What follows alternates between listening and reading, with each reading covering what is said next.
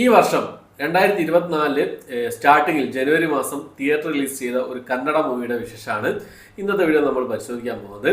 വിജയ് രാഘവേന്ദ്ര നിങ്ങൾക്ക് എല്ലാവർക്കും പരിചയമുണ്ടായി. OTT release ചെയ്യുന്ന അന്യഭാഷാ സിനിമകളൊക്കെ ഡബ്ഡ് വേർഷനും അതുപോലെ തന്നെ മലയാള സബ്ബും ഒക്കെ വെച്ചിട്ട് കാണുന്ന ആൾക്കാർക്ക് വിജയ് രാഘവേന്ദ്രയെ പരിചയമുണ്ടാവും. ഒരു കന്നഡ സ്റ്റാറാണ്. ഇദ്ദേഹത്തിന്റെ ഇതിന് തൊട്ട് മുമ്പുള്ള ഒരു സിനിമയാണെന്ന് നോക്കിക്കഴിഞ്ഞാൽ എല്ലാവർക്കും അറിയുന്ന ഒരു സിനിമയാണ് സീതാറാം ബിനോയ് കേസ് നമ്പർ 80 എന്ന് പറഞ്ഞ cinema. Sitaram Binoy case number 80 എന്ന സിനിമ. ഈ സിനിമ കാണാത്ത ഒരു ചുരുക്കമായിരിക്കും. ത്രില്ലർ സിനിമാ പ്രേമികൾക്ക് ഒരു കിടിലൻ സിനിമ തന്നെയായിരുന്നു. നല്ലൊരു അനുഭവം തന്നെയായിരുന്നു സീതാറാം ബിനോയ് കേസ് നമ്പർ 80 എന്ന് പറഞ്ഞ സിനിമ. വിജയ് രാഘവേന്ദ്ര ആയിരുന്നു ഈ സിനിമയിൽ പ്രധാന വേഷം കൈകാര്യം ചെയ്യുന്നത്. ദേവി പ്രസാദ് ഷെട്ടി ആയിരുന്നു സംവിധാനം ചെയ്തിരിക്കുന്നത്. ഈ ഒരു കോംബോ അടുത്തൊരു സിനിമ, അതായത് ഇതേ ടീം ദേവി പ്രസാദ് ഷെട്ടിയും വിജയ് രാഘവേന്ദ്രയും കൂടി ഒരുമിച്ച് ഒരു സിനിമ കൂടി ഈ അടുത്ത് റിലീസ് ചെയ്തു. ജനുവരി റിലീസ് ചെയ്തതാണ്.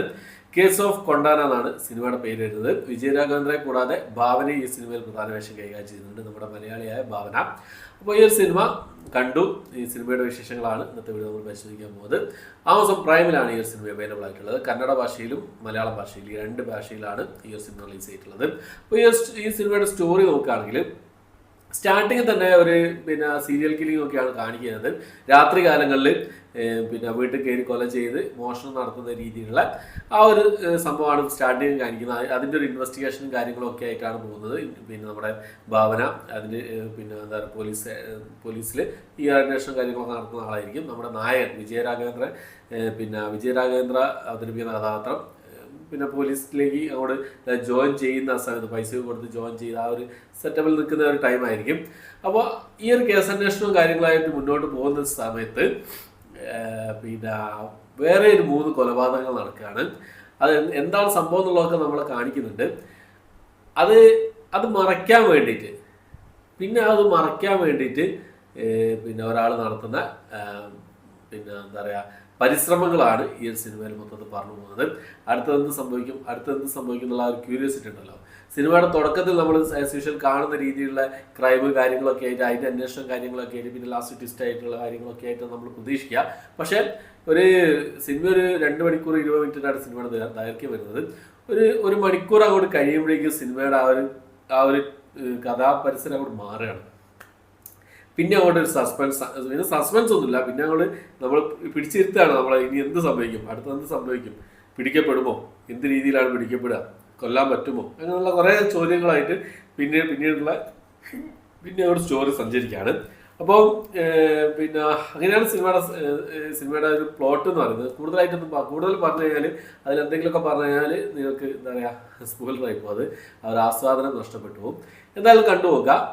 നല്ല ടെക്നിക്കലി നോക്കുകയാണെങ്കിൽ നല്ല രീതിയിൽ തന്നെ ചെയ്തിട്ടുണ്ട്. ക്യാമറ വർക്കുകൾ സൂപ്പറായിരുന്നു കേട്ടോ. രാത്രികാല ഷോട്ടുകളാണ് കൂടുതലുള്ളത്. ഈ ക്യാമറ വർക്കുകളൊക്കെ സൂപ്പറായിരുന്നു. നല്ല ക്വാളിറ്റി കാണാൻ ശ്രമിക്കാം. പെർഫോമൻസുകൾ നോക്കുകയാണെങ്കിൽ എല്ലാവരുടെയും പെർഫോമൻസ് കൊള്ളാമായിരുന്നു. വിജയ് രാഘവേന്ദ്രൻ്റെ പല സ്ഥലത്തുള്ള ആ ഒരു ഇമോഷണൽ രംഗങ്ങളും പേടിച്ചുള്ള അങ്ങനത്തെ കുറേ രംഗങ്ങളുണ്ട്. ഈ മുഖം കൊണ്ടും എല്ലാം കൂടെ അഭിനയിക്കാന്നൊക്കെ പറയല്ലേ, ആ ഒരു രീതിയിലുള്ള സംഭവങ്ങൾ വിജയ് രാഘവേന്ദ്ര നല്ല രീതിയിൽ തന്നെ കൈയടക്കത്തോടു കൂടി തന്നെ ചെയ്തിട്ടുണ്ട്. ഭാവന വലിയൊരു ചലഞ്ചിങ് ആയിട്ടുള്ള അല്ലെങ്കിലും കുഴപ്പമില്ലാത്ത രീതിയിൽ കൈകാര്യം ചെയ്തിട്ടുണ്ട്. കുറച്ച് തടിച്ചൊരു കഥാപാത്രമായിട്ടാണ് പോലീസ് മേധാവിയായിട്ടാണ്. എന്തായാലും ഇത് കണ്ടു നോക്കുക. ആമസോൺ പ്രൈമിലാണ് അവൈലബിൾ ആയിട്ടുള്ളത്. ഇതിൻ്റെ ക്ലൈമാക്സ് എല്ലാവർക്കും ഒന്നും ഇഷ്ടപ്പെടുന്ന രീതിയിലുള്ള ക്ലൈമാക്സ് അല്ല. നമ്മൾ വിചാരിക്കുന്ന അങ്ങനെ രീതി നമ്മൾ പ്രെഡിക്റ്റ് ചെയ്യും. സിനിമ കാണുന്ന സമയത്ത് കഴിയാൻ പോകുന്ന സമയത്ത് നമ്മൾ പ്രെഡിക്റ്റ് ചെയ്യും ഇങ്ങനെയായിരിക്കും സിനിമ കഴിയുക.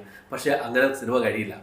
നമ്മൾ ഞാൻ പ്രെഡിക്റ്റ് ചെയ്ത പോലെ അല്ല സിനിമ കഴിഞ്ഞത്. അതാണ് അതിൻ്റെ ഒരു പ്രത്യേകത എന്നുള്ളത്. അപ്പോൾ നമുക്ക് സിനിമ കണ്ടു കഴിഞ്ഞാൽ തോന്നും ചിലപ്പോൾ അതുപോലെ കഴിഞ്ഞാൽ പോരായിരുന്നു, അതുപോലെ ക്ലൈമാക്സ് അതുപോലെ പോരായിരുന്നു എന്നുള്ളൊരു ചിന്ത നമുക്കുണ്ടാവും. പക്ഷെ എന്നാലും നല്ല രീതിയിൽ തന്നെയാണ് സിനിമ അവസാനിപ്പിച്ചതും.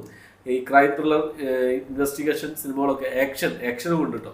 ആക്ഷൻ ക്രൈം ത്രില്ലർ സിനിമകൾ, ഇൻവെസ്റ്റിഗേഷൻ എന്ന് പറയാൻ പറ്റില്ല, ആക്ഷൻ ക്രൈം ത്രില്ലർ സിനിമകളൊക്കെ ഇഷ്ടപ്പെടുന്ന ആൾക്കാർക്ക് ഒരു തവണ കണ്ടു നോക്കാവുന്ന നല്ലൊരു സിനിമയാണ്. മലയാളം ഡബ്ഡ് സൂപ്പറായി തന്നെ ഡബ് ചെയ്തിട്ടുണ്ട്. ഒരു മലയാള സിനിമ കാണുന്ന രീതിയിൽ തന്നെ നമുക്ക് ഈ സിനിമ കാണാം. ഡബിങ് ഒന്നും മോശമല്ലായിരുന്നു. അപ്പോൾ കന്നഡ മൂവിയാണ്. ഈ വർഷം 2024 ജനുവരി മാസം തിയേറ്റർ റിലീസ് ചെയ്ത സിനിമയാണ്. ആമസോൺ പ്രൈമിലാണ് അവൈലബിൾ ആയിട്ടുള്ളത്. ഇതിനു മുമ്പേ തന്നെ കണ്ടവരുണ്ടെങ്കിൽ നിങ്ങൾ അഭിപ്രായം കമന്റ് ബോക്സിൽ രേഖപ്പെടുത്താൻ ശ്രമിക്കുക. എന്തായാലും നല്ലൊരു സിനിമയാണ്. വലിയൊരു അവകാശവാദങ്ങളൊന്നുമില്ല.